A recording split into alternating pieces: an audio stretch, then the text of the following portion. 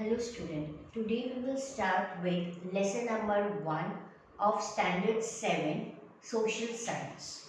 Lesson number 1, two big states. In this chapter we will study about two big capital and two big kings of that capital. North Harshvardhana, capital was Kannauj, and south Pulkeshitu, capital was Vatapi. This both kingdom ruled in early medieval period. King Harshvardhan ruled from 606 to 647 CE. Pulkeshi II ruled from 610 to 642 CE in south. In this chapter, we will study about how Harshvardhana became the king of Kannauj and till how many years he extended. Same way we will study about the Pulkeshi too. Now I will start the explanation from your textbook.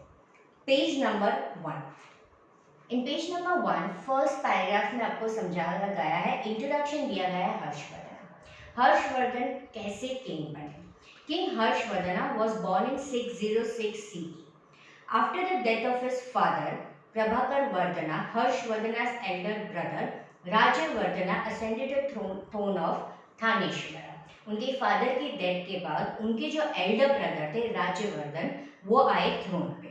Rajvardhan was killed by the king of God Shashank. पर जो दूसरे kingdom के राजा थे शशांक, उन्होंने राजवर्धन को war में मार दिया। उनकी बहन sister Rajeshri was imprisoned by the king of Malwa Devagupta, और उनकी जो बहन थी उसको देवगुप्त मालवा के जो राजा थे उन्होंने उनको जेल में कैद कर दिया और उनके हस्बैंड को मार दिया, जो कन्नौज के राजा थे। ऐसे सर्कमस्टेंसेस में थानेश्वर के जो लीडर्स थे उन्होंने हर्षवर्धन को एडवाइस किया कि वो थानेश्वर के सारी रिस्पॉन्सिबिलिटी अब संभाल लें। थानेश्वर जो एट प्रेजेंट पंजाब हरियाणा में है। इमीडिएटली जब हर्षवर्धन थ्रोन पे आए, उन्होंने सबसे पहले डिसाइड किया कि उनकी बहन जो देवगुप्त के पास है उसको छुड़ाए।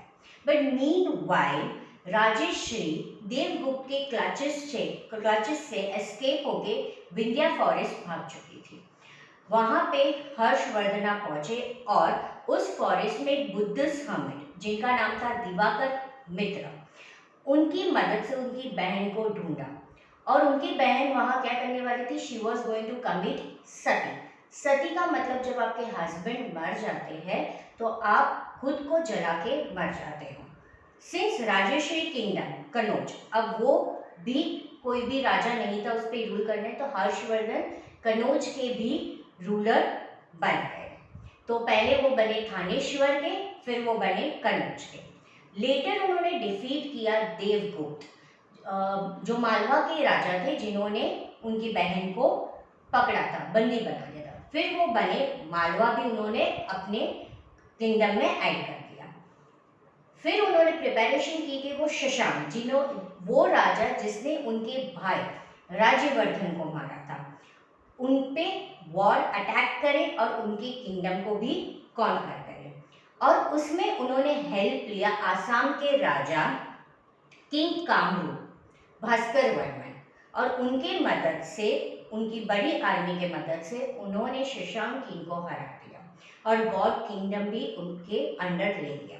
इस तरह उन्होंने मालवा, सौराष्ट्र, काफी part of the north king Harshvardhan ने कॉन्कर कर लिया।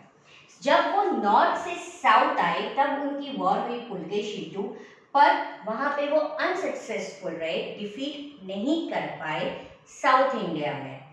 पर हम बोल सकते हैं कि जब तक वो नॉर्थ में थे उन्होंने काफी अच्छा वर्क एडमिनिस्ट्रेशन किया था। तो फर्स्ट पैराग्राफ में हमें बताया गया कि कैसे हर्षवर्धन ने कौन कौन से किंगडम कॉन्कर किए थे। इसी पेज में आपको बताया हर्षवर्धन के रेन और एडमिनिस्ट्रेशन, यानी कि जब हर्षवर्धन इतने साल में 647 तक जब रूल कर रहे थे तो उनका एडमिनिस्ट्रेशन कैसे था।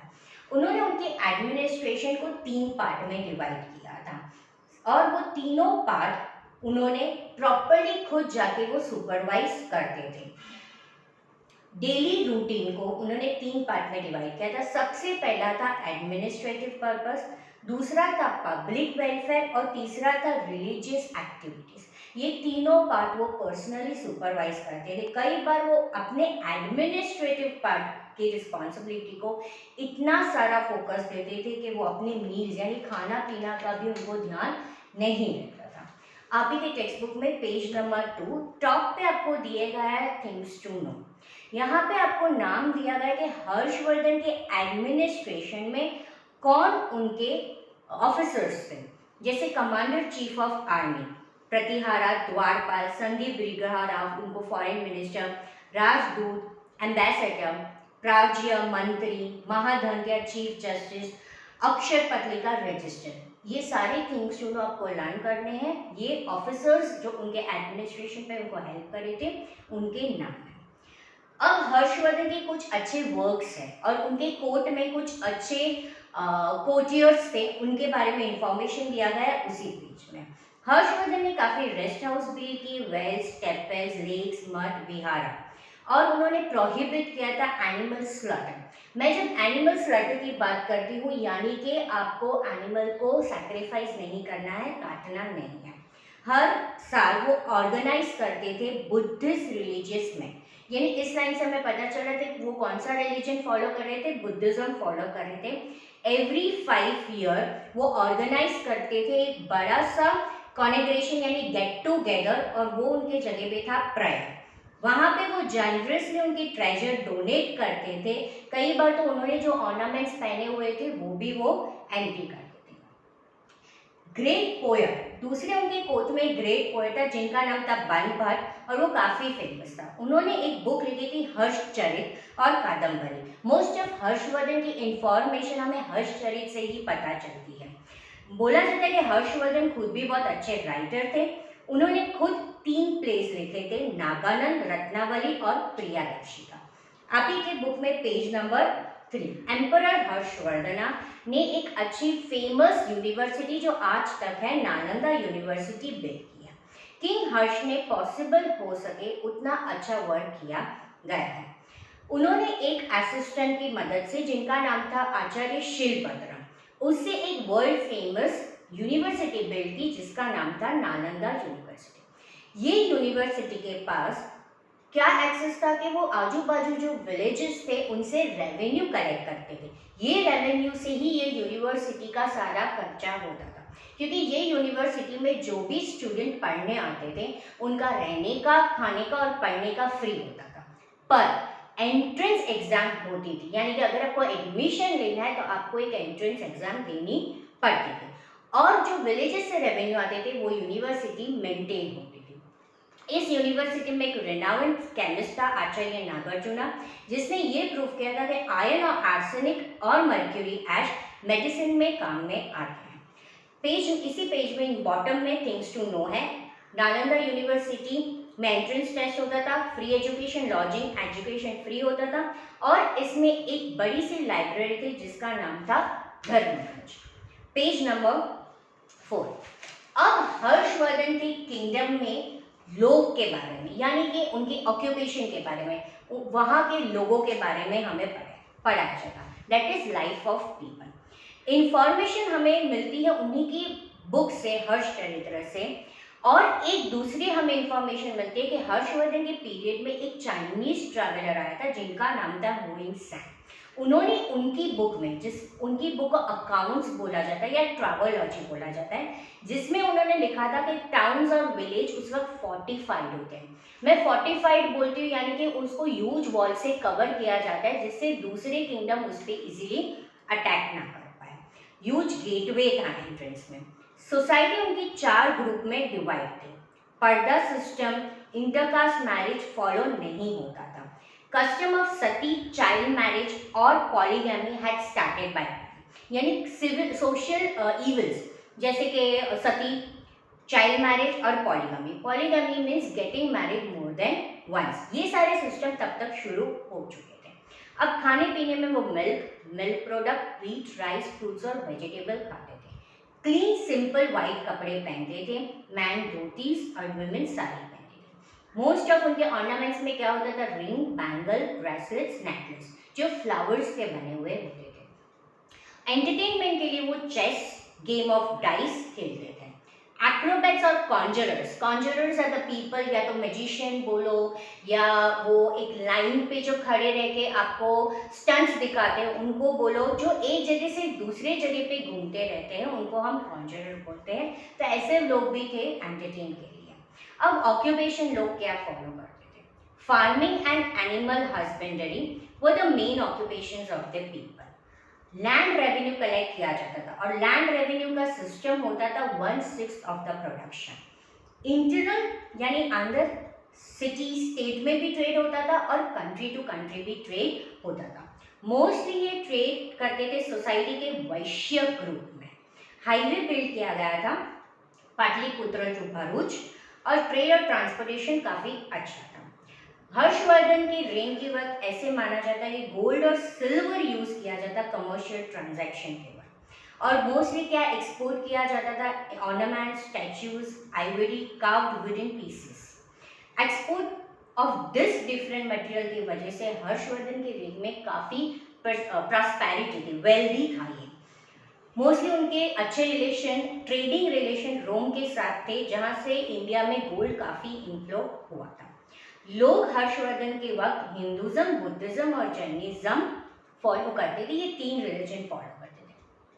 अभी इसी पैराग्राफ में मैंने आपको एक चाइनीज ट्रैवलर के बारे में बताया था, हुएंग सैंग। तो आपकी बुक में उसके बारे में कुछ ज़्यादा आपको इन्फॉर्मेशन दी गई है जो पेज नंबर 5 में है। हुएंग सैंग का बर्थ दिया गया है 629 टू 645। ये चाइनीज ट्रैवलर है जो हर्षवर्धन की किंगडम के वक्त वो चाइना से ट्रैवल किया था और वो यहाँ पे आया था बुद्धिज्म स्टडी करने के लिए। नालंदा यूनिवर्सिटी जो हर्षवर्धन ने बिल्ड किया था वहाँ पे वो 5 ईयर के लिए रुका था। Hiuen Tsang stayed in India for 15 years. Total वो 15 साल रहा था। 15 साल में से 15 ईयर्स में से ही stayed 5 years in Nalanda university to study Buddhism and he visited different places. He described and he wrote a book. In this book, he described different social, political, religious conditions. In 645, he returned to China. उसको जो भी information लेनी थी वो collect करके वो China return हुए via central Asia. उनके साथ वो काफ़ी बुक्स, relics और statues. Relics are those information about any religion. और जब वो यहाँ पे बुद्धिज्म पढ़ने के लिए नालंदा यूनिवर्सिटी में थे तब एक बार उन्होंने Buddhism religious congregation at Prayag attend किया था।